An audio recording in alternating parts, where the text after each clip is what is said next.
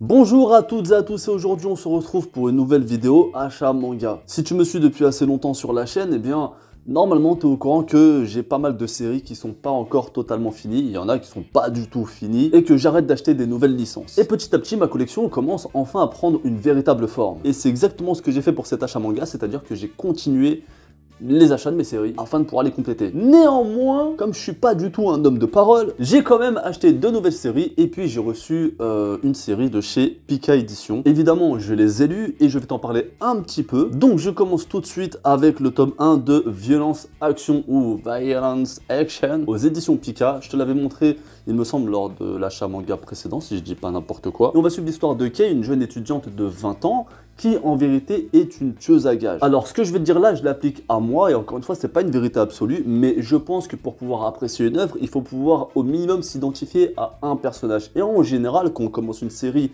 un film ou une lecture manga, ou peu importe, c'est bien la première personne à qui on peut s'identifier, c'est le protagoniste. Et ensuite peut-être aux antagonistes ou à certains personnages secondaires, ou à d'autres protagonistes de l'histoire, personnages principaux. Et moi en tant que mec mâle alpha dominant, je domine rien du tout, je me suis dit comment j'allais pouvoir apprécier un personnage féminin. Alors c'est pas du tout misogyne ce que je suis en train de dire, c'est juste que j'ai plus de facilité à m'identifier à des personnages de type masculin. Et ce que je dis c'est vrai puisque j'ai beaucoup aimé Gun, et Gun pour moi est un de mes personnages favoris. Même si je m'identifie pas du tout à ce personnage, mais je le kiffe énormément et je kiffe cette série. Néanmoins, ce premier tome est vraiment plus que pas mal, il est vraiment très très bon. On va immédiatement parler du dessin qui véritablement fait clairement le taf. Il n'y a aucun problème là-dessus. Que ce soit en termes de décor ou en termes de personnages, en termes d'action, parce que la meuf c'est une tueuse à gages quand même, eh bien, le mangaka fait vraiment un travail extraordinaire. Kei a un visage vraiment très enfantin et un regard différent des autres personnages du manga, c'est-à-dire que les autres personnages, ils ont un regard dit classique en termes de coup de crayon, et elle, non. On dirait plus, elle a une tête de...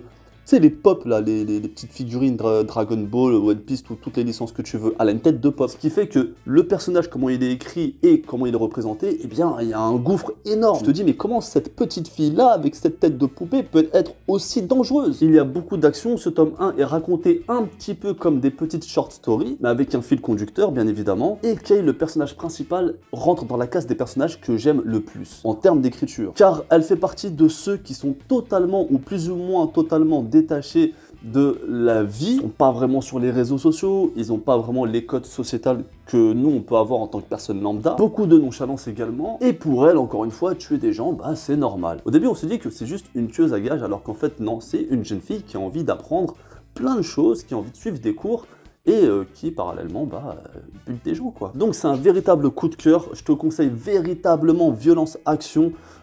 Pika, ils ont fait fort sur ce coup-là, en tout cas, moi j'aime beaucoup. J'ai pris le tome 1 et 2 de Sakamoto Days aux éditions Glénat. Il y a eu beaucoup de communication, même si c'est toujours moins que Keijo numéro 8, mais sur les réseaux, il y a eu beaucoup de communication comme quoi que c'était un chef-d'œuvre, comme quoi que c'était un manga de ouf. J'ai évité vraiment, j'ai lu 2-3 tweets ou des trucs sur Insta en disant qu'il fallait le lire, mais je me suis dit si je me fais trop hyper, je vais pas forcément aimer. Donc je l'ai acheté et heureusement que j'ai pas suivi la hype.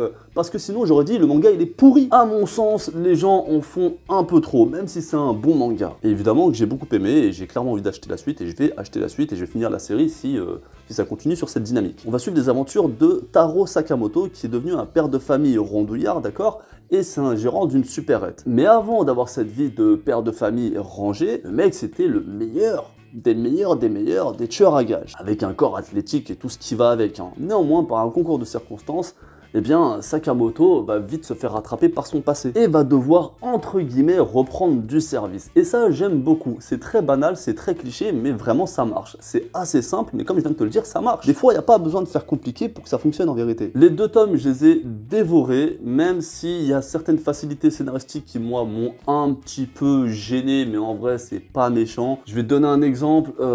Sakamoto, c'est le genre de personnage qui, avec ses ennemis, va réussir à les convertir ou reconvertir finalement, dans le bien. Ce sont des mauvais qui finalement vont devenir entre guillemets bons. Et les méchants qu'on voit à l'intérieur de ce manga sont pas vraiment méchants. C'est leur métier qui fait qu'ils sont méchants. Et pour l'instant, chaque antagoniste qu'on voit apparaître du tome 1 jusqu'au tome 2, c'est la même écriture. Et ça commence vraiment à me faire chier quoi. Au-delà de ce défaut-là, Sakamoto Days n'a pas d'autres défauts. C'est un manga qui est assez drôle, c'est un manga où il y a beaucoup d'action. En termes de dessin, soit je te laisse ces planches-là, mais je suis pas sûr que tu vois grand-chose, ou au pire, je te mettrai des planches. C'est plutôt correct. C'est pas un trait très fin. C'est un mixte entre du brouillon, mais sans être péjoratif, et de la précision. Néanmoins, ça fait clairement le taf. On comprend exactement ce que l'auteur veut nous faire comprendre, tout simplement. Les cases ne sont pas fouillis, surtout en termes d'action, parce qu'il y a pas mal de combats et tout ce qui va avec. Mais il y a quand même quelques planches badass où l'auteur n'a pas besoin de mettre de dialogue comme celle-ci. Encore une fois, je sais pas si tu vois, parce que le retour caméra, il est trop loin. Et j'aime beaucoup ce personnage de Sakamoto qui a, entre guillemets, deux facettes, comme les deux facettes d'une pile. Non, d'une pièce. Oh, ce père de famille qui est rangé, qui veut tuer personne, et ce tueur à gages indétrônable et qui est le meilleur dans son métier. En tout cas, je te conseille véritablement Sakamoto Days. C'est pas encore un coup de cœur, c'est pas le manga de l'année actuellement avec seulement 2 tomes en France, mais c'est un très bon manga que j'aime beaucoup, donc si t'as plus ou moins les mêmes goûts que moi, bah achète-le. Ensuite, dernière nouvelle série, et ceux-là je ne pouvais pas les prendre parce que je les ai trouvés en occasion. Du tome 1 au tome 7 de Real. Je sais, arrêtez avec mon accent, je m'en fous. Le seul problème de cette édition, c'est que le mec, il a dû les exposer au soleil parce que c'est assez jaune, surtout ce tome-là. Et au niveau des pages aussi, tu peux voir que c'est assez jaune. Bon, moi, je suis pas trop un chipoteur. Je sais que je peux le nettoyer. C'est au prix de 5,50 € en occasion. C'est aux éditions Kana. Une licence par le grand Inoue. Et pour ce qui est de l'histoire, c'est encore du basket, mais avec des handicapés. Alors, je te cache pas, au début, je me suis dit, bon, des handicapés... moi, je suis très loin de ce... Enfin, très loin. Je rentre un peu dans mon intimité, j'ai un petit frère qui est handicapé, mais c'est un handicap différent de ce que tu peux voir là-dedans. Je me dis, ouais, des fois ça m'arrive de regarder des Jeux Olympiques, enfin des Jeux Paralympiques. Je trouve pas ça, ça me parle pas, c'est comme ça, c'est pas mon délire, tu vois. Mais mon petit frérot Luchisco m'a dit, t'inquiète pas, tu vas pas être déçu. Donc, il m'a dit au niveau de l'histoire, surtout, c'est quelque chose qui est vraiment extraordinaire. Donc, je vais vraiment le lire. J'espère que je vais bien aimer. J'ai pas encore lu ça, je vais lire ça très certainement dans les prochains jours. Dans tous les cas, vu que c'est le grand Inoue, je pense pas être déçu. Je vais quand même mettre quelques réserves avant ma lecture parce qu'on sait jamais. N'hésitez pas à me dire en commentaire si vous l'avez lu et ce que vous en pensez. Et mais sans forcément me dire « Waouh, c'est un truc de ouf » ou « Waouh, c'est trop pourri ». Non, restez dans la mesure et essayez de me dire « Oui, j'ai lu et je pense que tu peux aimer ». Par exemple, une série qui est très connue et qui fait quelques débats chez les lecteurs, c'est la série de Dr Stone. Donc moi, j'ai acheté le tome 10, 11 et 12. Ça fait longtemps que j'ai pas acheté du Dr Stone. Pourquoi? Parce que c'est une série que j'ai beaucoup aimée. Bien évidemment Boichi, donc je peux que aimer. Mais d'un autre côté, je me suis dit, je vais plutôt continuer d'autres séries qui sont un peu plus difficiles à trouver en occasion. Parce que Dr Stone, c'est très facile à trouver. Voilà. Lorsque je suis parti en Angoulême, j'avais acheté le tome 17 de Tokyo Revengers. Ça fait un petit moment, je crois, ça fait au moins 2 mois. Et je l'avais laissé chez Luchisco. Du coup, je l'ai récupéré à peu près une semaine, je l'ai lu. Et par la même occasion, j'ai pris le coffret collector du tome 18 de Tokyo Revengers que je viens de lire et c'est une dinguerie. J'en parlerai lors d'une vidéo lecture manga. Et dedans, il y a le character book. Alors, on va l'ouvrir tout de suite. Enfin, on va l'ouvrir tout de suite. Je l'ai déjà ouvert, mais je vais l'ouvrir avec toi. Bien évidemment, on a le tome 18 de Tokyo Revengers. Et on a un bouquin, character book, qui est plus ou moins aussi épais qu'un manga. Un petit peu moins, mais quand même. Alors, à l'intérieur, je ne savais pas du tout ce que j'allais retrouver. Et il y a pas mal d'illustrations apparemment, il y a même des illustrations couleurs. Alors il y a le guide des personnages. Qu'est-ce qu'il y a? Attends, parce que peut-être je dis n'importe quoi. Ah non, je dis pas n'importe quoi. Ah ouais, il est magnifique. Franchement, ils ont fait un effort de ouf pour Tokyo Revengers. Et vous savez quoi, je vais vous en parler pendant la prochaine les vidéos lecture manga. Je crois, si je dis pas de bêtises, qu'on en apprend un peu plus sur le voyage dans le temps. On en apprend pardon, un peu plus sur certains personnages. Donc c'est vraiment un guidebook qui est, on va dire, complet. Ça te permet de mieux comprendre la série, je pense.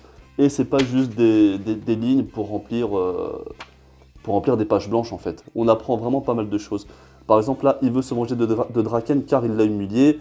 Et on apprend des choses, voilà, sur le personnage. On apprend sa taille, son âge. Bon, est-ce que ça, c'est utile pour les grands fans de Tokyo Revengers? Oui. Mais bref, au niveau des pages couleurs, on a droit à ce genre de choses. Ah, c'est magnifique. Franchement, on va pas se mentir. Je suis vraiment satisfait de cet achat-là. Et moi, ça va me permettre de pouvoir faire des quiz sur Tokyo Revengers. Et en plus, tu as 2 marque-pages. Donc, alors si je dis pas de conneries, lui, c'est Takemishu. Et lui, c'est Mikey. Ils sont magnifiques. Ils sont magnifiques. Là, tu vois pas trop bien, mais ils sont un peu... Ah, ils sont magnifiques. On dirait des cartes à l'ancienne qui sont... En fait, on dirait que c'est du métal, mais c'est pas du métal. Je sais pas comment expliquer, mais bref. J'ai pris la suite de ma série coup de cœur, Aohashi, tome 6, 7, 8 et 9. Et véritablement, cette œuvre me... Ah non. Eh, ça arrive qu'à moi. Cette œuvre me laisse sans voix. Ah, je l'ai pas dit, mais ça va. Un petit peu, mais ça va. Plus j'avance dans ma lecture et plus je kiffe. J'ai enchaîné les 4 quasiment d'un coup. Ashito est un attaquant et là, il lui arrive une dinguerie. Voilà, là, j'en parle pas. Mais ouais, faut que j'en parle. T'as vu, j'en perds mes mots carrément. Bref, Aohashi, si t'aimes le sport, si t'aimes les shonen, si t'aimes les mangas, enfin non, c'est même pas un shonen, c'est un seinen, pardon, chez Mangetsu. Si t'aimes les mangas qui parlent de tranches de vie, de remise en question, ce genre de choses-là, accessoirement accompagné de football, tu vas adorer. De toute façon, il y a un animé, mais je sais que vous regardez que les animés quasiment, mais franchement, c'est un très bon manga. Et pour finir, le tome 20, 21, 22 et 23 de... À ton avis, ça peut être quoi? Je suis un grand fan de quoi? De Dragon Ball, la Perfect Edition. Donc là, techniquement, il me manque que plus ou moins 10 ou 11 tomes, parce que je crois que c'est en 32 ou 34 tomes, je sais plus. Et là, j'ai qu'une hâte, c'est de re-ranger ma mangatech. Ouais, ça fait 2 semaines, je fais que de la ranger. En même temps, qu'est-ce que tu veux, quand t'achètes des mangas, bah ça se passe toujours comme ça chez McDonald's.